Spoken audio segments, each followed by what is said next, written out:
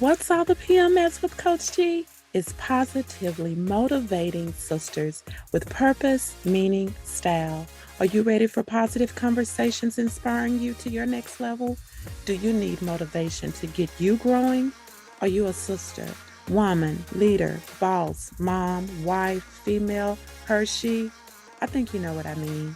Are you seeking purpose in your life? Do you know the meaning for which you stand? Do you know your style is your unique authenticator? If you answered yes to any one of these questions, this podcast is designed with you in mind, which embodies the whole you mentally, emotionally, physically, financially, and spiritually. Sisters, we are on a journey in connecting you from where you are to your what's next with purpose, meaning, style, and it all starts with you. Hi, this is Coach G, your Chief P.M.S cheerleader, motivating and wanting to see you win in your personal and professional life.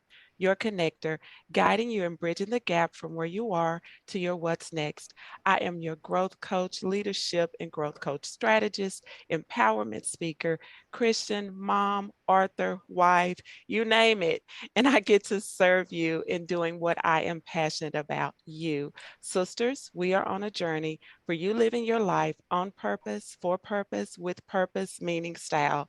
Thank you for being in this space, as I always say and start out saying, for listening, for sharing the podcast. And you know what? We are in episode 70. We are talking about no more shame, giving yourself permission to own your story. And so I have a fantastic, sweet guest with us today.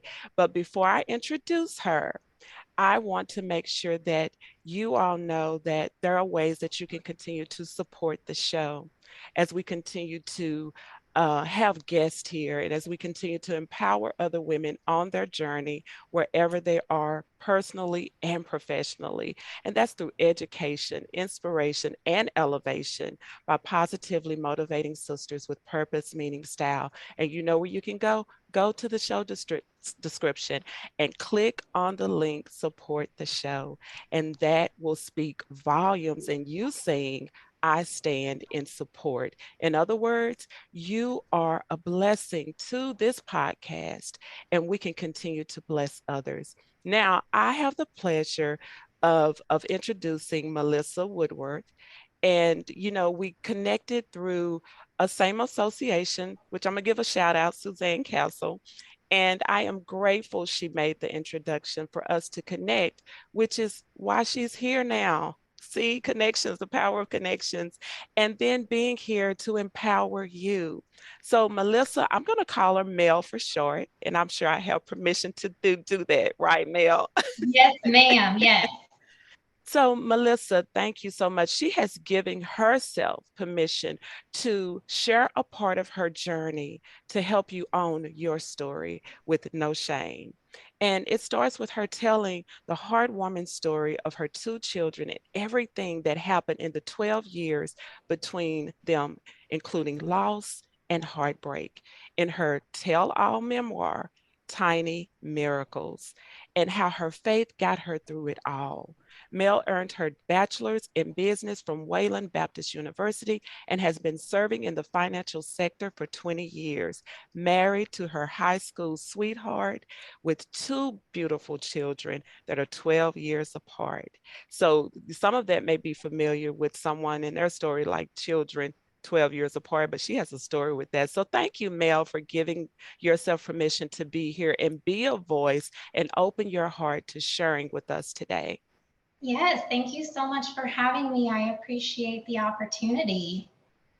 Well, thank you. So I'm going to start with this. I love the fact that you have a quote by Inyala Van Zandt that you even have stated in your book. And actually, in our conversation before we even had this podcast, you talked about that quote. And I'm like, oh, wow, this is just so model and just the right quote to get us started. But it states, when you stand and share your story in an empowering way, your story will heal you and your story will heal somebody else. So I know that speaks volumes because a lot of times in through our own processes of what we go through, often when we share our story, it's healing for it's like therapeutic and healing for both parties, right? Yes, yes. I think that's honestly what helped me heal, was sharing my story and telling people what had, what had occurred in my life and the kind of challenges that I've been through. And by sharing it, I started to heal from those things. Certainly, absolutely. And I just hope that it also helps put somebody else on their healing journey too. Yes, and I'm sure it will. And that's why I love this, because we get to share parts of our story. It's never the whole story, right? But it's a big part. It's sometimes those stories that we share are very life-changing and shifting for us. And then we ask the question, how can I help someone else? How can I serve someone else? And I believe that you did that when you decided to write your book, write this memoir, Tiny Miracles. But let me ask you this. What does it mean when we say no more shame, giving yourself permission to own your story? I think that everyone's story is beautiful. No matter how ugly sometimes we think it is, it's what shapes us and makes us who we are. If you did not have your past experiences, you wouldn't be who you are today. And so when you're in the thick of things, I think sometimes we think, why me? Why is this happening to me? And there's a level of weight that comes with that, and maybe a level of shame that comes with that. You don't want to talk about it, you don't want to share it. But at the end of the tunnel is light. And when you find yourself on the other side, you need to say, it's okay that I went through all that. And it's okay that those things happened to me, because that's what made me who I am today. And I think that's what it means to really own your story and have no more shame about it. I love it. I love it. You said be okay with it. You have to be okay with it. I mean, flaws and all, be okay, because it's what shapes your story. It's what shapes you. So, we hear phrases such as there is purpose in your pain and make your mess your message. As the author of Tiny Miracles, what message are you offering to the readers and those listening to this podcast? I really hope the message is hope. There is hope. And it's hard to understand why you're going through pain when you're in the middle of it. But I wanted to share that there is a rainbow, at the end of all of it, and there is a plan. And it's so hard to understand what that plan is when you're walking through it. But I truly, truly, truly believe, like, I held tight to Jeremiah 29:11 throughout all those 12 years, for I know the plans I have for you, plans to prosper you, not plans to harm you, plans to give you hope in a future. And I was clinging to that so hard. And then I tried to remember Ephesians 3:20, that, you know, God can do immeasurably more than we could ever imagine or dream or have planned for ourselves. And so I think sometimes, we try so hard to plan everything out and control our whole life. And, we're trying to take the reins and make things happen. And then we forget that there's a greater plan in play right now. And when things are not going our way, we get so frustrated and we get so discouraged. And why isn't this happening for me? And why have I not been successful at whatever it is? For me, it was trying to have children. Why are we not successful? Why does this keep happening? And I had to remember that, okay, there is a bigger plan at play here, and his plan is so much better than what I have planned for myself. And it was, when I got to the end of it, it was. And you can look back and go, oh, now I see. Now I understand why I had to go through those steps. Now I understand why I had to experience that pain. And I'm going to be honest with you, Coach G, I'm not a patient person. And I think God knew that I could not have like a whole gaggle of children under the age of 5, because my patience could just not tolerate that. And he strategically spread my kids out 12 years apart so that I would have the patience that motherhood demands for me to be the best mom that I could be to my daughter. And then in the future, the best mom that I could be to my son. And, you know, on those days when it's really hard and I'm having to deal with a teenager and a three-nager and he's throwing temper tantrums, I can go, but wait, I'm so grateful for this, right? I'm so grateful that I'm going through this right now with this toddler because I might not have had this opportunity. And I can be grateful for the pain and the losses that I experienced. It makes me a better mama today. Man, Mel, you said a lot. First of all, when you quoted Jeremiah 29:11 and Ephesians 3:20, some of my most favorite scriptures. I mean, I have many, but when you stand on that word, when you look at that to be that beacon of hope for you, you know, and even that part of surrendering to what the words say and grabbing on to that and saying, okay, you do have a plan. Like you said, you do have a plan for my life. Yeah. And then the part you know, you can and you will do exceedingly abundantly all that I could ever ask or think, you know, because I think along the journey, especially when we're in that parts of pain, you know, or despair, where it just seems like it's not going to happen, or why is this happening to me? But I Mhm. laugh at the fact that you said, God knew I couldn't have had them 5 years Yeah, apart, you know? And you know, I listened to you saying 12 years apart, and 12 means completion. And so it's like it was complete. It's like that first of all, I believe that you can say it completed your life when you were able to now birth this other child 12 years later. That's that miracle, you know, that you didn't absolutely. think was going to happen. But that number 12 is very significant because it means completion. That's Um, amazing. yeah. And so I, you know, that dawned on me as you were talking, and I'm like, oh wow, you know, I forgot 12 is a very significant number, you know. So know that, you know, and I'm sure you're still learning more and more about as you continue to grow with your children, because you know, as a parent, we continue to grow with our children. But I want you to talk to us just a little bit about tiny miracles, because this is like you say, your tell-all memoir. It's like, you know, you opened up, it's like you're coming in the closet with me, or you're coming to the, you know, behind closed doors, you're coming into the kitchen, you know, that behind the scenes with me, Yes, that often we don't want to expose ourselves, but that's the part of no more shame, because you realize I can heal someone else and didn't even realize how much it was going to heal you as well. So give us a piece of it, you know. What would that be? What would you want to share out of your memoir to someone, you know, that's listening? Um, what would that be?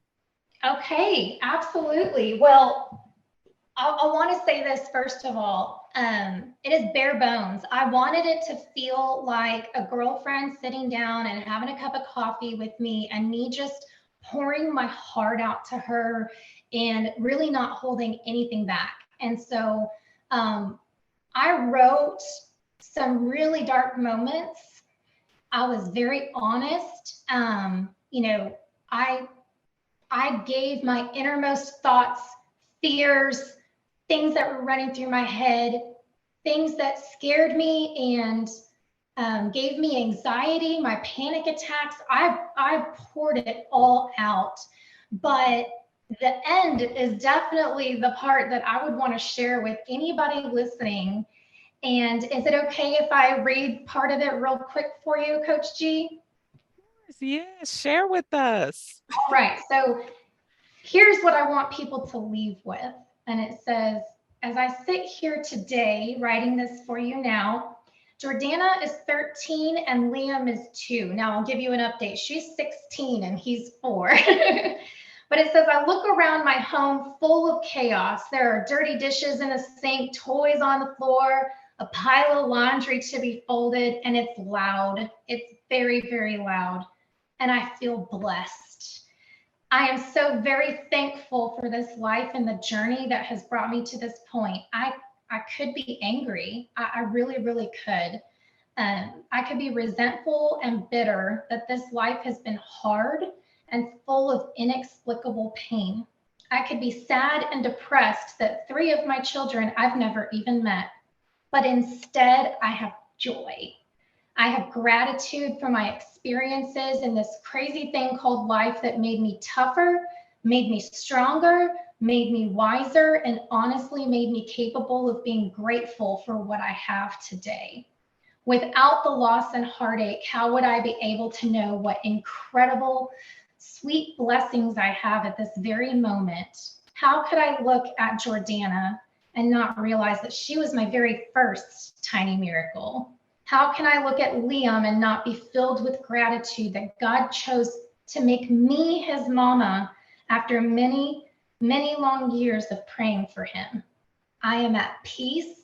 I am happy, and you can be too. I pray that God uses your life experiences to bring you true joy and happiness, whether you become a mother in the way you imagined or not. Be open-minded, open your heart, and ask God to show you what he has planned for your life. And there's more, but I basically said, whatever God's plan is for you, it's perfect. 2 Corinthians 12:9 says, my grace is sufficient for you, for my power is made perfect in weakness. And that's the message that I would want to leave everyone with is our weakness is his strength, right? Yes, God's plan is perfect. Thank you for sharing that, Mel. And as I listened, and if as our listeners are listening, I don't know, or you maybe you go back, like replay it, but you said a part of 3 of children that you had not met. Yes. So if you're listening to this, there's more to the story. So that may Yes. just mean, okay, you need to get the book and read it, right? But, because we probably could be here for hours talking, I like the way you said being at the kitchen table together, drinking your coffee, tea, whatever, with girlfriends. In this case, we're sisters, because it's positively motivating sisters. And so I feel like that's where we were just sitting at the table together. And even those that we cannot see are sitting at the table, listening to a part of your story and saying, I may need to read more of that. Or maybe at a point of someone struggling with that part of that issue with their life. It's that in between, because sometimes in that in between is when we lose hope, we struggle most, we have the hardest time to push ourselves. That in between is the part that you really can just give up. Absolutely, because 12 years is like walking in the desert, right? I mean, for us here on earth, it's like 40. It felt like forever. Yeah. And Coach G, 1 in 4 pregnancies ends in miscarriage. 1 in 4. And so when you look around at our sisters and you're looking at a group full of women, you realize 25% of us are going through this. We need to hold hands. We need to walk through it together. We need to be lifting each other up, praying for each other, encouraging each other, because we are not alone.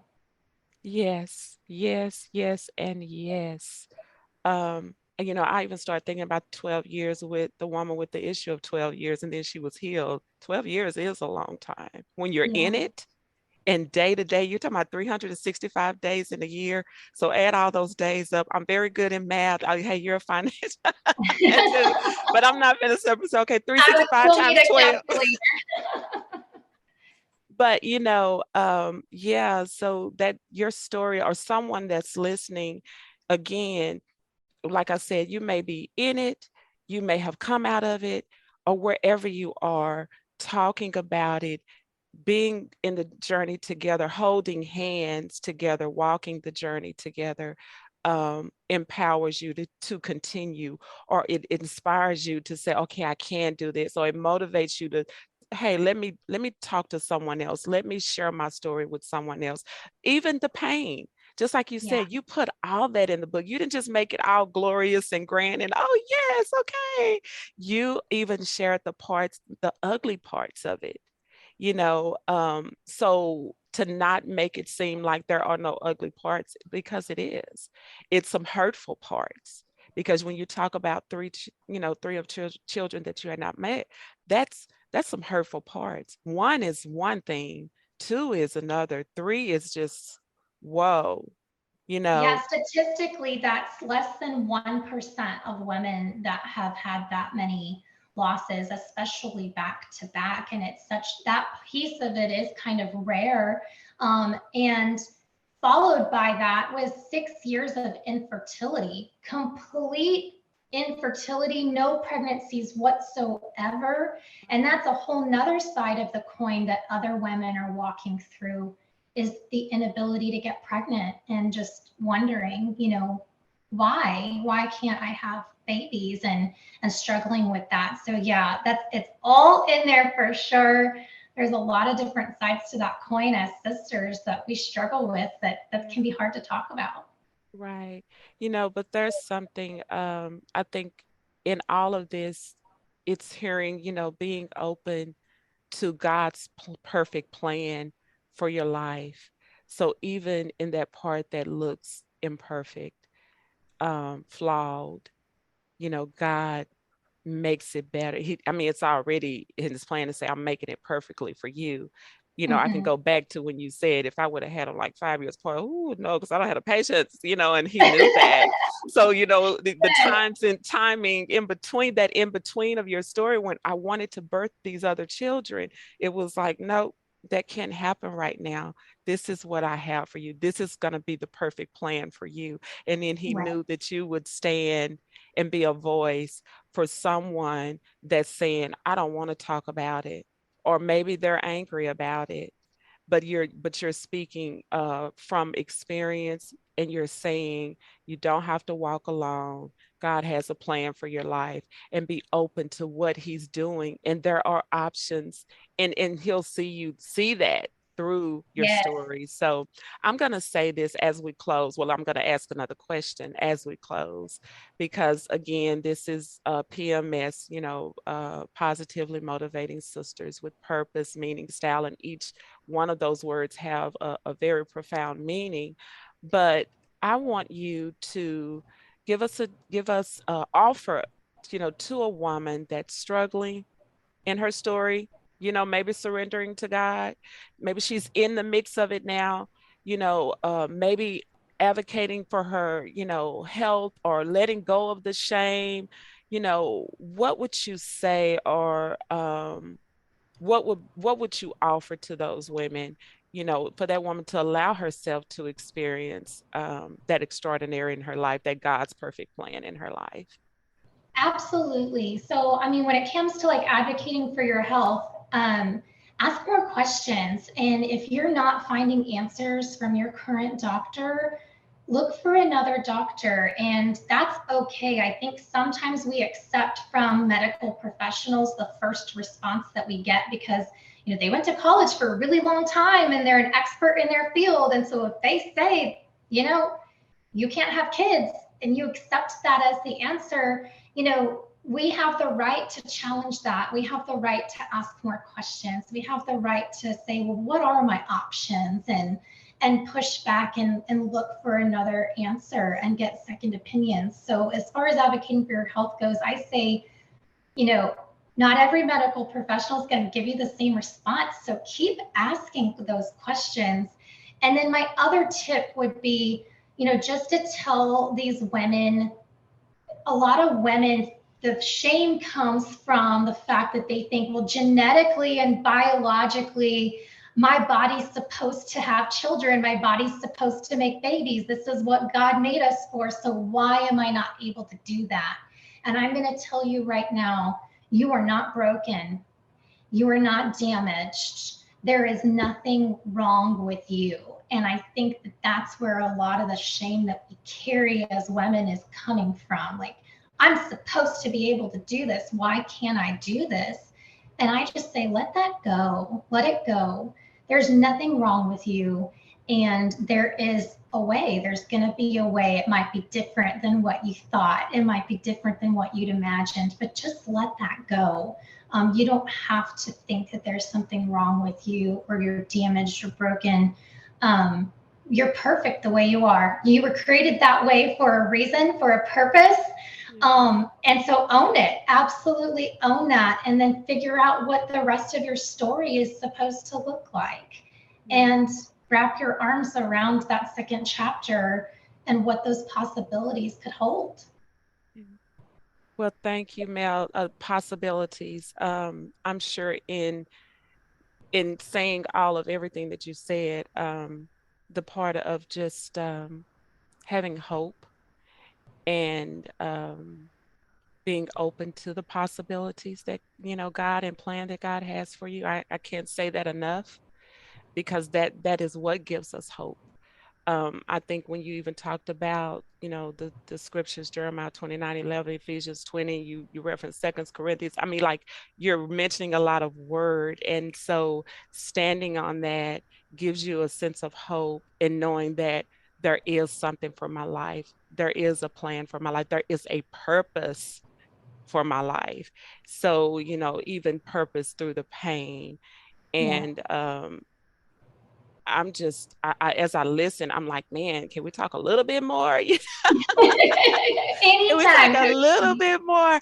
Anytime. But sure, I will say this: you can hear more, you can read more, in a story of someone's own story of hope, and how God can, you may think one way, and He said, okay, just like if we talk about write the vision, write the vision. We do write the vision for our life, and Yeah. but we allow God to work that plan out. One of my I'm going to mention one of my favorite scriptures is Proverbs 3:5 and 6, and it's just everywhere with me, and it's trust in the Lord with all your heart and lean not to your own understanding. In all your ways acknowledge Him, and He will direct your path. And to me, it's like when trouble rise, it's like I have to trust you through this process. When I don't understand, I have to acknowledge you. It goes to ask questions. I mean, I'm Mhm. just bouncing off from that, but ask questions when you don't understand. Get understanding. Don't, lack in the knowledge of it and just accept something for what it is. Ask questions. Acknowledge means you have to open your mouth and speak, share your story, tell someone, okay, I need help in this area, but don't just stop in the in between. Yes. Don't feel Don't give up. ashamed. Don't give up, and Yeah. know that, there is a perfect plan, and that it's nothing wrong with you. That's what you say. It's nothing wrong with you. Okay, it's nothing wrong with me. So let me just be in my story and live out my story and live. And so thank you, Mel, for living out your story. And of course, you still have chapter 2, 3, 4, 5, 6, and so on. But thank you for whatever chapter you're in your life, that you've shared it with us. And of course, there's more chapters in Tiny Miracles. Of course, you can go in the show description. That link is there. When you purchase, hey, read the book. Read the book. When you purchase it, read the book. And then give a review. Reviews speak volumes. That is your voice speaking on behalf. That is your support speaking on that behalf of that person. And it allows others to be helped, and others in helping finding Mel in her book. So I'm vouching to say that Thank on you. her behalf, because often we can get a book and read and maybe not go back and comment. Go back and put a comment in there. If you're on social media, share it on social media. Be a blessing to someone, because it will bless someone. Maybe this is not your story, but maybe it's someone and you can share it with someone else. So, and you can also connect with Mel on Facebook, Tiny Miracles, the book. And of course, that link is in the show description as well. So, closing, is there anything you would like to say, Mel, as we close? I just want to say, don't go through it alone. We are all here with you. We are all, here to hold your hand. Do not suffer in silence. Reach out to someone you feel comfortable with, another sister, lean on her. There is healing in community. You can't heal in the darkness alone. You need community to heal. So reach out to someone and grab their hand. Thank you. And thank you for being a part of this community, Mel. And for all our listeners, thank you so much for listening, whether you're listening every week or you've been with me from day one. I just thank you. And I want you to continue to share. I ask you to continue to share and comment. And if you're not subscribed, subscribe, rate it, rate this episode, comment about this episode. And you know what? Like I said, bless someone else and share it. Share the episode with someone else and said, I think you may want to listen to this. Or better yet, I'm going to go ahead and purchase a book and then I'm going to send it to the person to, and maybe that's not, even though that's her memoir, it could bless you in a different way wherever you are in your story. Maybe it's just giving you hope in your own story because all our stories are very unique. And I just thank you again, Mel, and everyone that's listening. Keep sharing, keep growing, open up, get you a community, share with others, hold hands with others, sit at the table with your girlfriends and talk and have some tea and coffee or whatever, and Yes. just embrace one another where we are so you can continue to grow and not do it alone, because you don't have to, because you're not walking this journey alone. And in saying all of that, until next time, sisters, let's keep growing because it all starts with you.